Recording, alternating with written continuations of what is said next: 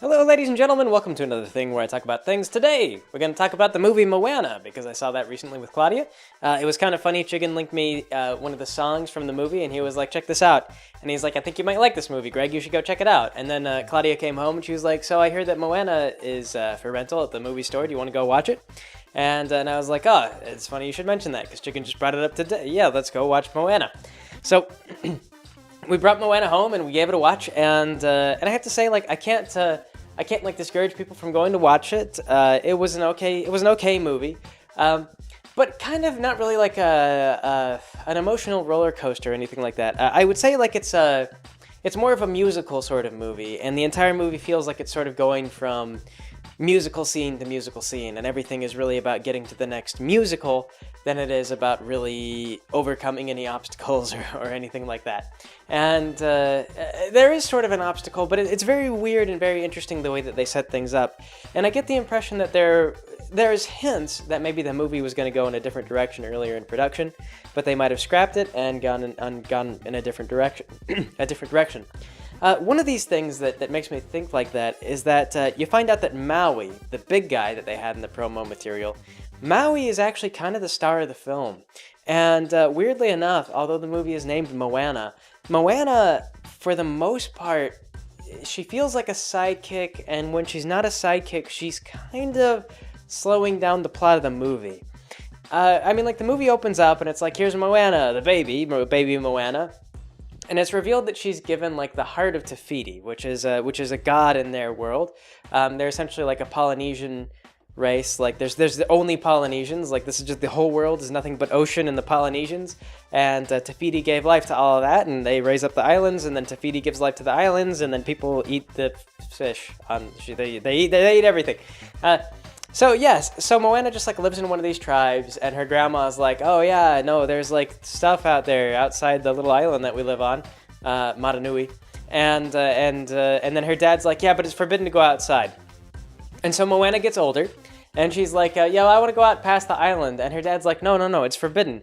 And so she's like, well, I want to go out there anyway. And then her mom like pulls her aside, and she's like, listen, like, honey, like, your dad respects that you want to go out on the ocean, because he also tried to go out on the ocean once.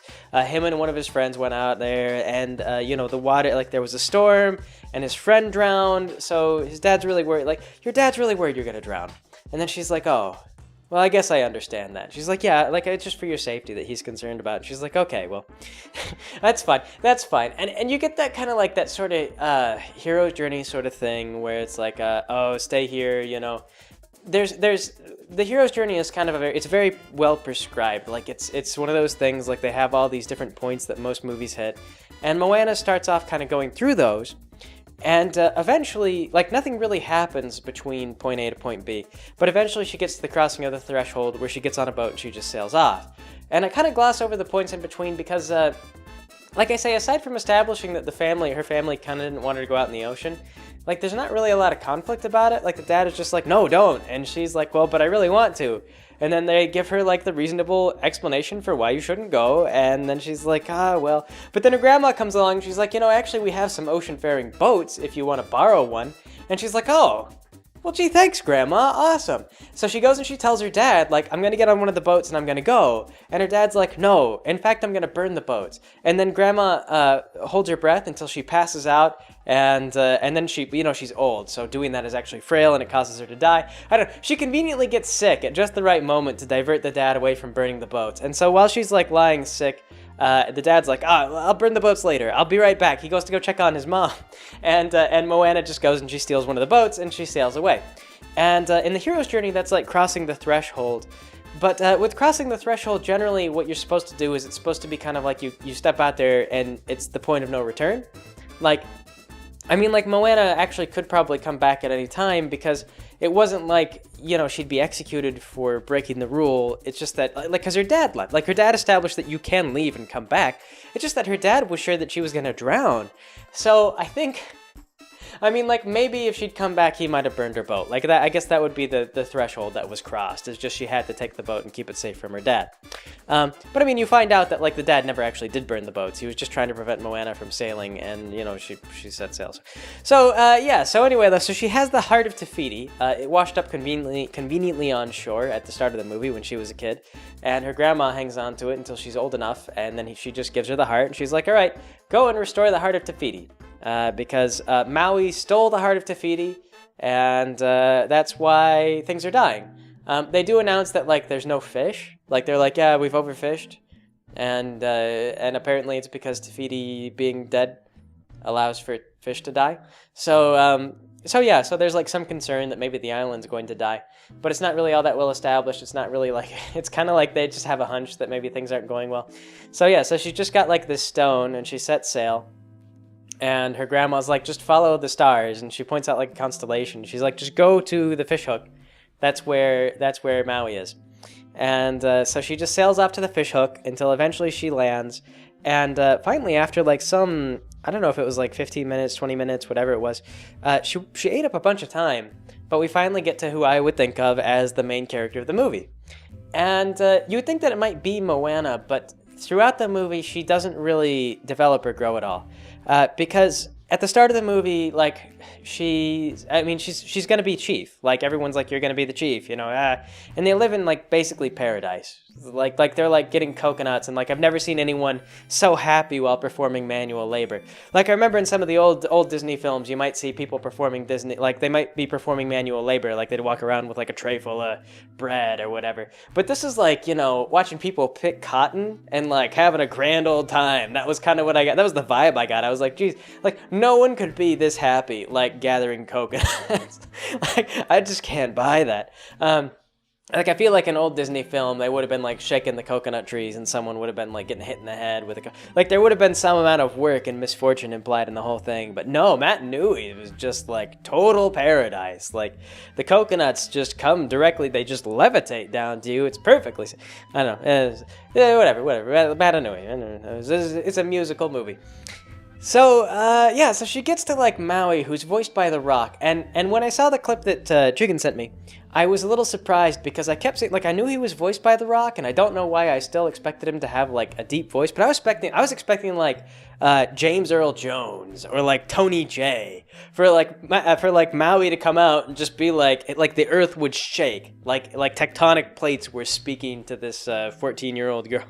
But instead it was just, like, the voice of The Rock, and he's like, hey, you know, and I mean, like, The Rock's a big guy. He doesn't have the voice of Tony Jay, but I just, you know, like, just what I expected in my head, and I got like The Rock, and, you know, what can I say? That's my own fault. I probably shouldn't have built up my expectation for James Earl Jones or whatever.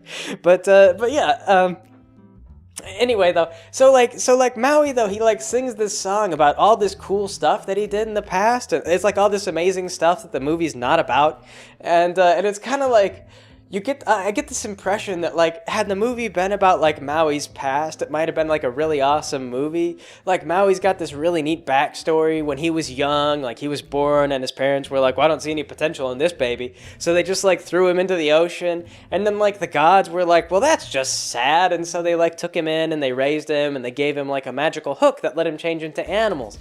And so he's a demigod, and he becomes, like, super strong, and he becomes, like, a trickster, but he's still kind of desperate for acceptance into the mortal world, because that's, you know, where he was rejected from.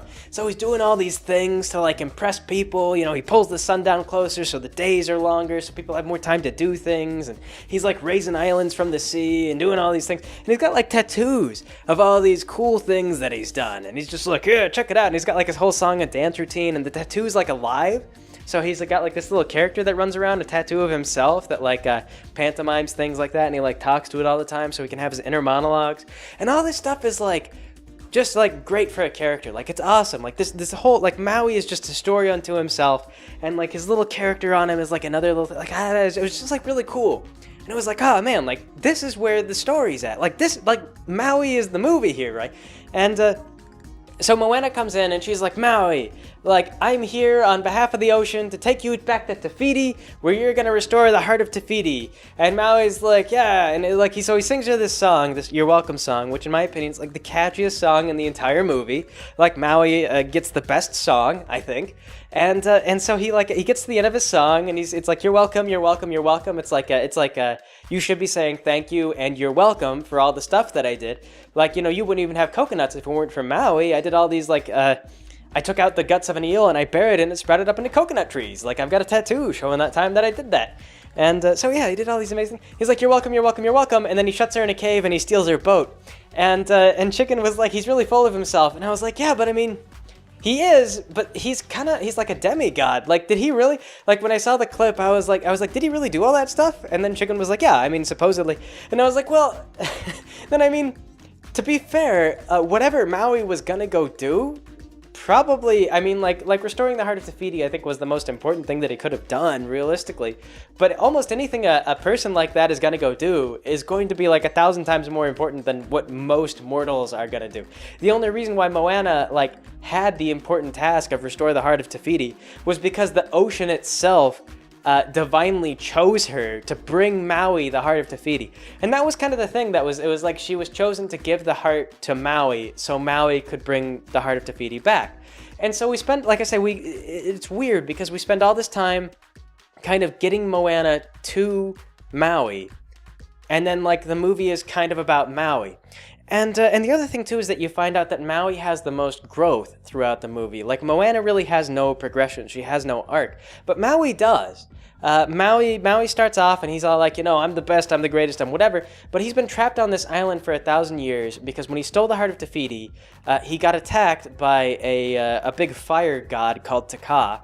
And Taka struck him out of the sky, and he lost his hook, so he wasn't able to transform into things anymore.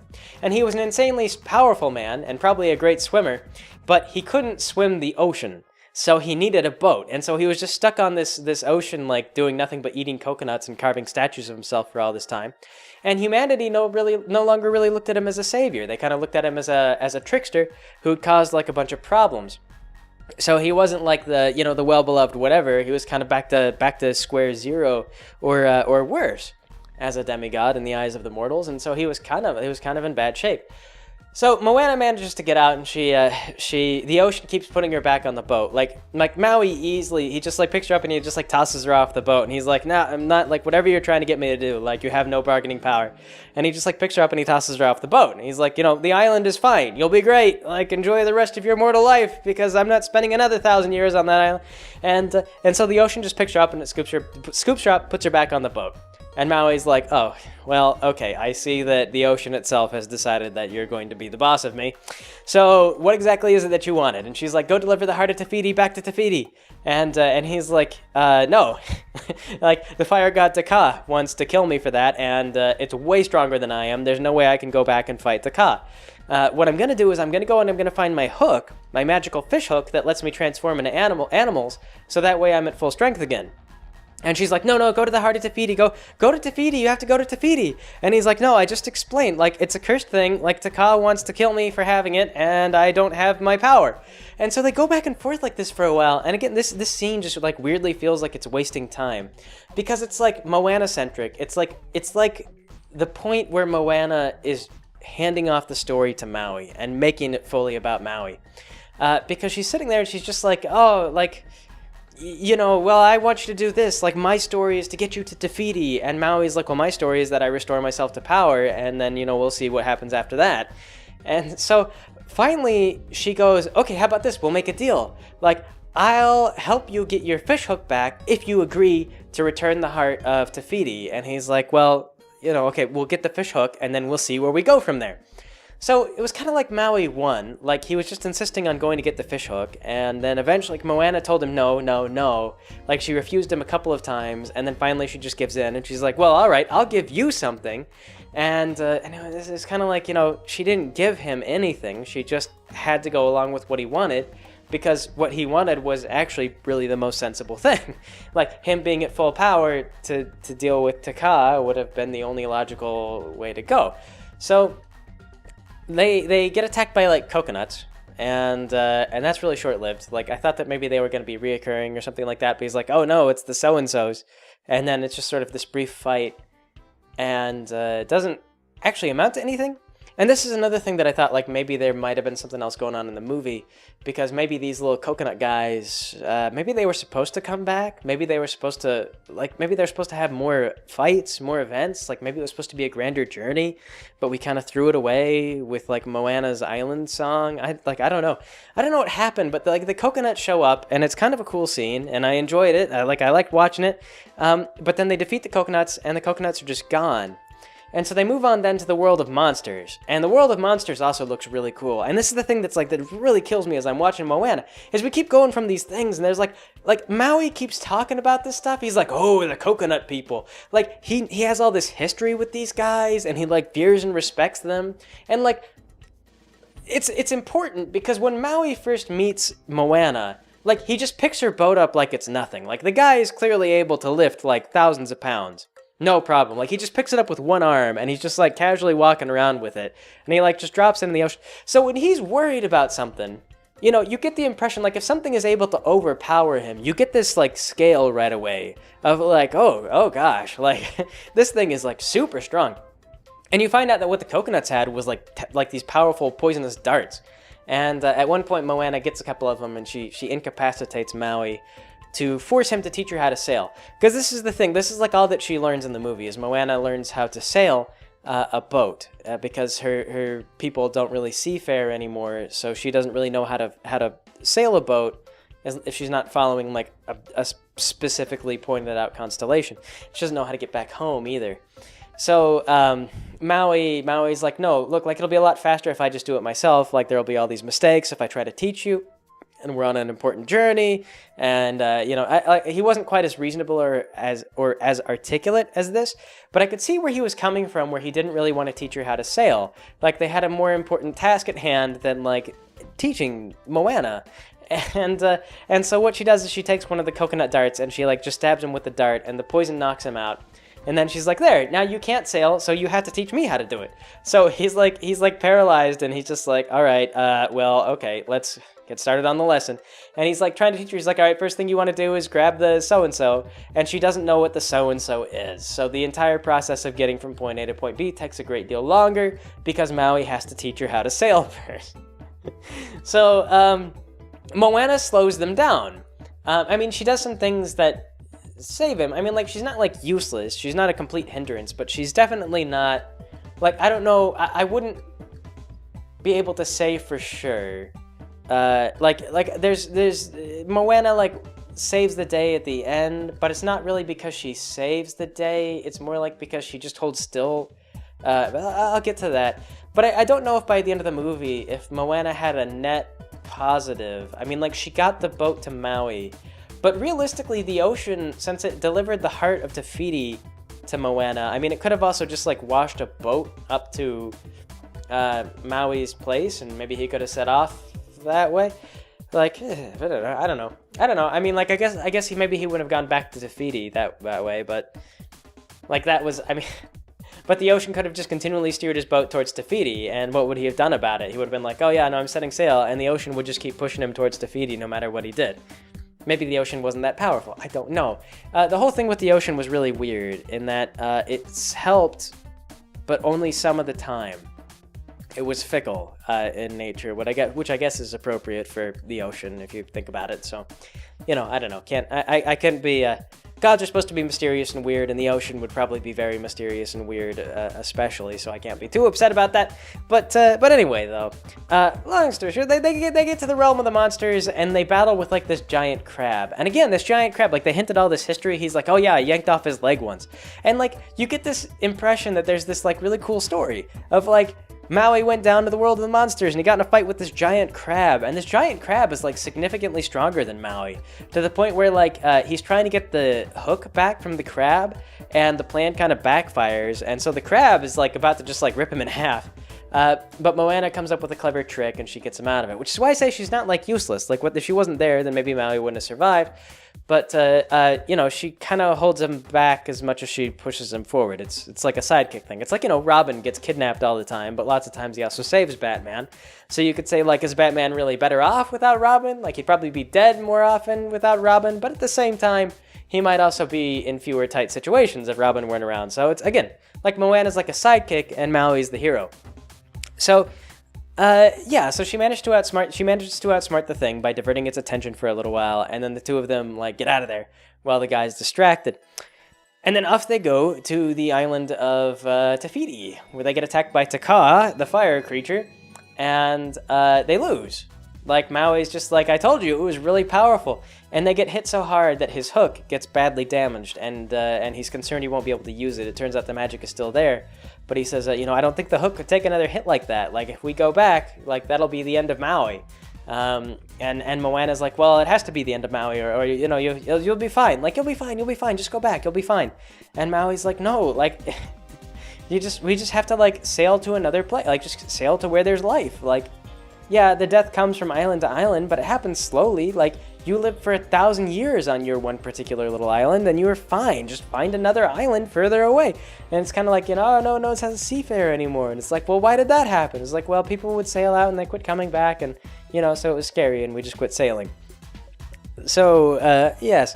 So Maui leaves. He turns into a hawk, and he flies away, because he's like, this is stupid. This is a fool's errand. We're going to die. And, Moana's grandmother comes to her in spirit form and is like, what do you want to do?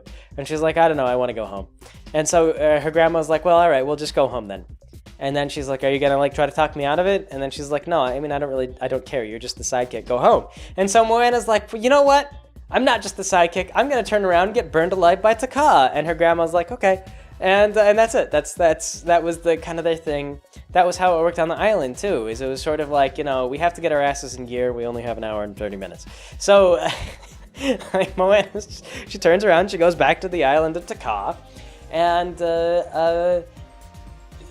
she gets past Taka. But then it turns out Taka can, like, throw fireballs. So Maui comes back in the nick of time and saves her ass from getting burned alive by a fireball.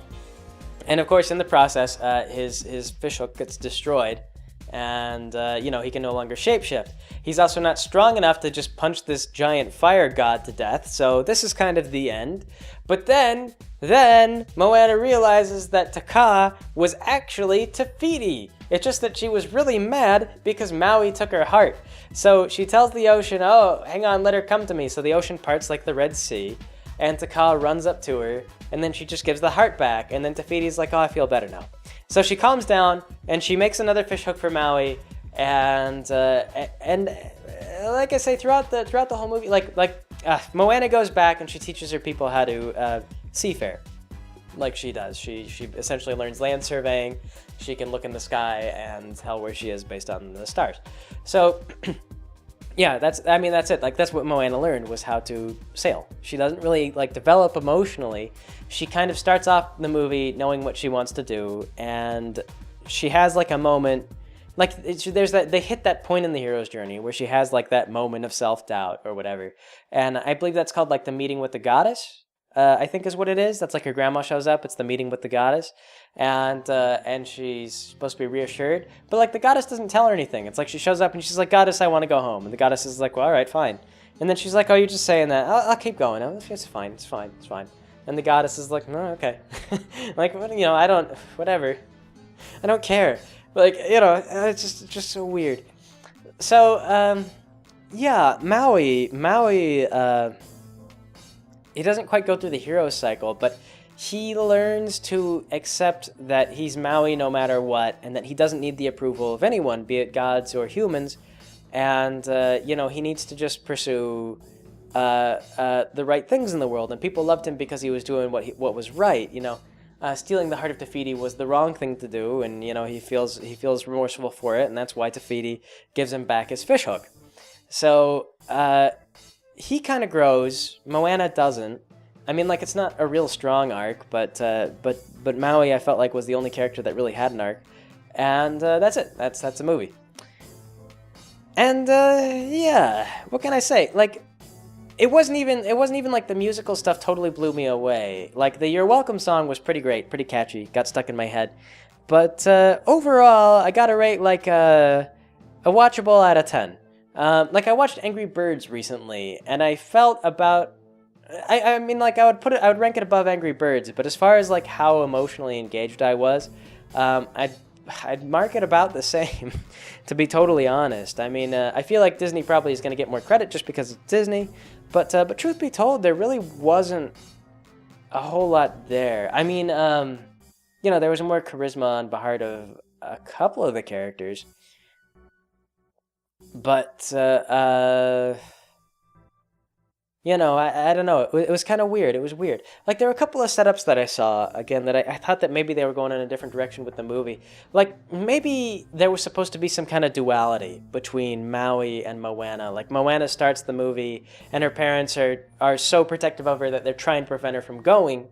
And so they lose her because they hold on too tight. And Maui, meanwhile, is thrown into the sea by his family because they don't want him. And Maui is just like a beaten dog, just keeps coming back and trying desperately to win approval of the human race because he was rejected by. And so there's sort of like a duality there, but they don't really play it up. It seems like it was something that might have been part of the original script, or maybe it was something that they conceived of, but then they eventually kind of dropped or something. Like there's just like these things throughout the movie that make you say like. There was clearly a lot of thought here, but something happened, and they wound up not fleshing it out. So again, it's not like there's not inspiration behind the movie, or it's not a bad movie. Like I didn't have a bad time. I can't say like don't go out and watch the movie, but I do feel like it feels like there should have been higher. Like the mountaintop should have been higher, or the peak should have been higher, and the valley should have been lower. Like there should have been a more emotional swell through the whole thing. And the musical section should have really complemented that, but it felt more like we got to see shadows of something great, and there's somewhere in the background, somewhere behind this movie, there was something really amazing, and I really wish I could have seen that. I mean, like I say, just Maui alone, like Maui as a character is this really cool kind of concept. Like I was really into that, and I really kind of would have liked to see just Maui being Maui. What can I say? Like I say, the movie feels like it could have been better. It wasn't terrible, but it really just could have shined a little bit better. But yeah, I don't know, Moana. Like if you haven't seen it and you've got free time, check it out. I wouldn't rush to the wouldn't rush out the door to go rent it if you haven't seen it yet. But if you got a free night and you're wondering what to view, Moana's worth a shot. That's my take on it, Moana. So that'll be it for today. Thanks for joining me, everybody. I will catch you all next time.